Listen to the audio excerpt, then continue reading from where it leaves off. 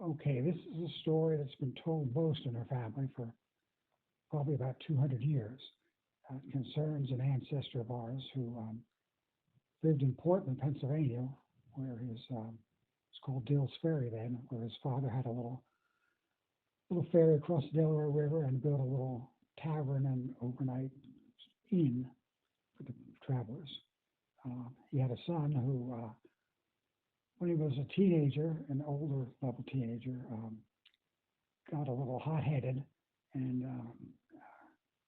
left home. He didn't tell anybody. It was this boatman who was carrying his goods down the river to Philadelphia offered to pay him to row him back. Um, didn't really need to row much, didn't need to be very strong to go downriver, but to go back, you needed a strong person. So they went downriver and unloaded the goods, and he was just laying on the dock at night, waiting to start off in the morning back to his home. Well, a British naval ship was parked there, and they came and grabbed him and took him aboard and left port during the night. Um, so he was impressed seaman, they call him. So he took his shoes and his shirt and his belt and whatever money he had, which wasn't really very much. And so he was unlikely to escape. And I guess many young men just decided to accept this as, their new job. But he didn't. He didn't want to be a British sailor. So the next port was Baltimore. And I don't know how long it was, maybe just a day or two. I just don't know how long it takes to go from Philadelphia to Baltimore by sailing ship. But anyway, we got to Baltimore. They docked off land, and then they rowed the captain and the soldiers who were going in by a small boat, left him and the guard there. But he decided to jump ship. He jumped over ship and he swam to the Baltimore side of the Chesapeake, which is what was closest to them at that time, obviously. And he tried to get out of town as quickly as possible so he wouldn't be caught again. Well, he wasn't very good in geography, so he decided to walk back along the Schuylkill River, which does eventually go back close to where he lived, but it's not the shortest route by any means. He should have just crossed the Chesapeake there and going up the main road to Philadelphia and then back up. Probably get a ride rowing back to his home. But anyway, he started out and he would get little jobs working the farms or something to earn his keep. He'd stay a few nights and people would let him sleep in the barn. But he still didn't have any shoes. He got a shirt, I guess, somewhere, and a jacket from somewhere. Maybe he stole them, I don't know. But anyway, when he was going along, he met somebody, and he told him his name was Dill. And the guy said, "Oh, yeah, there's a Dill that has a tavern over here, not too far from the river in Dillsburg." So he thought, well, maybe this is a relative. He was sort of isolated back then. He didn't see his relatives often, but the name Dill and the fact he lived and have a tavern made him think, well, maybe they're related. So he did the extra trip to go from the river over to Dillsburg. And met the Mr. Dill, and they were talking, and they were talking about relatives, and they seemed to have some names in common, but they didn't know quite how they matched up, but they thought at that time that this was a relative, which was good because then he was particularly generous, and he gave him, old Mr. Dill with the tavern gave the young man his extra pair of shoes. This is how the story got transmitted over all these years because it's about shoes. And my grandfather fixed shoes, and he told this story in his every now and then. So there was an advertising thing why you want to have an extra pair of shoes. You never know when some stranger is going to walking by and need a pair of shoes. And he heard that from his grandfather named Charles Hepburn Dill, who was also a shoemaker. So they didn't hear this story just once or twice. They heard it many times a year over a 40-year career. He's probably heard it at least 100 times. And my grandfather heard it 100 times. And I unfortunately heard it 100 times from my father.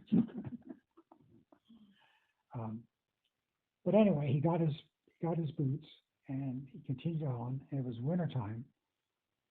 Got very cold, and he had no place to stay. He got really into the wilderness along the river a while. But there had been a flood on the Susquehanna that year, and there was a part of a log cabin, just like two walls, they described. It's a small thing, like 10, 12 feet, but the bow's long, laying along the river. So he dragged it up just under the dry part and slept there through the cold part of the winter. Continued on back home, and his family was very surprised to see him. They thought he was gone for good because they didn't do anything about it. But anyway, this story was told many, many times just because of the shoe aspect of it, and the fact that they were shoe repairmen. That's it. Did you say something about how later on, how they figured out? Oh, okay. Yeah, this was much later. That's what happened back and this story happened, we believe, sometime between 1800 and 1810. Just because of the ages of the people, we don't know any more exactly when it was, because he doesn't have a really British service record or anything to go on, because he was only there 2 days. You probably gave him a false name. Anyway, this is an interesting story, and as I say, my grandfather heard it many times, and his grandfather told it many times. So the man in between, my great-grandfather named Frank Smith, heard the story also. And at one point in his life, he became a traveling salesman for a furniture making company. His home was in Pennsylvania, but he traveled all the way down to Washington, D.C. in a little circuit. So he decided he'd like to go to Dillsburg, see what it's like. And it came, I don't know if he actually had a store in Dillsburg, but he came close. It wasn't a big deal to go there. So he went there, and turns out there were no Dills living there anymore. They were all gone. So we asked around, does anybody know the history? And, and there was an old man here, the way he described it, he was like in his 90s and, remembered everything in the town hall. So my great-grandfather asked him